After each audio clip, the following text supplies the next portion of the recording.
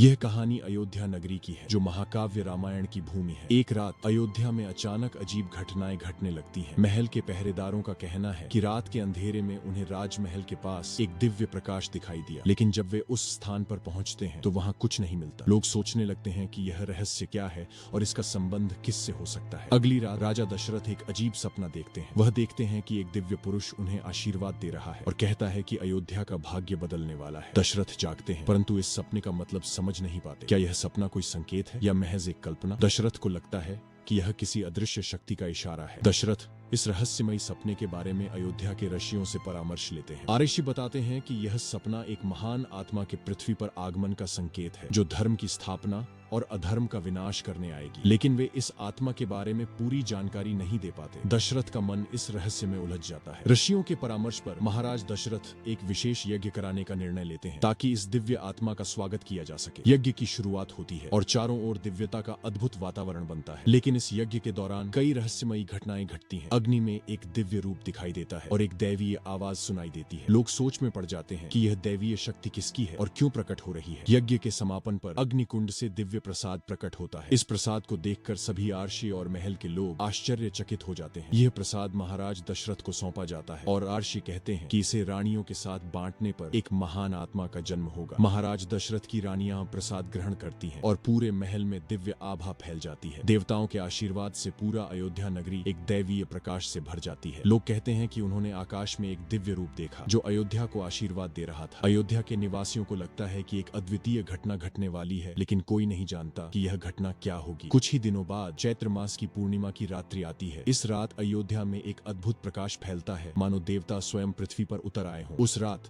महाराज दशरथ के महल से एक दिव्य संगीत सुनाई देता है। रानियों को लगता है कि यह रात सामान्य नहीं है। कुछ ही देर में एक दिव्य समाचार पूरे महल में फैलता है। अंत में अयोध्या में एक अद्भुत घटना घटती है। रानी कौशल्या के गर्भ से एक दिव्य बालक का जन्म होता है। यह बालक कोई साधारण मानव नहीं, बल्कि स्वयं भगवान विष्णु का अवतार है, जो धर्म की स्थापना और अधर्म के नाश के लिए अवतरित हुए हैं। महाराज दशरथ समझ जाते हैं कि उनके सपने, यज्ञ और दिव्य प्रसाद सभी इस महान अवतार के आगमन के संकेत थे। भगवान राम के जन्म के साथ ही रहस्य का पर्दा उठता है और अयोध्या में आनंद का माहौल बन जाता है।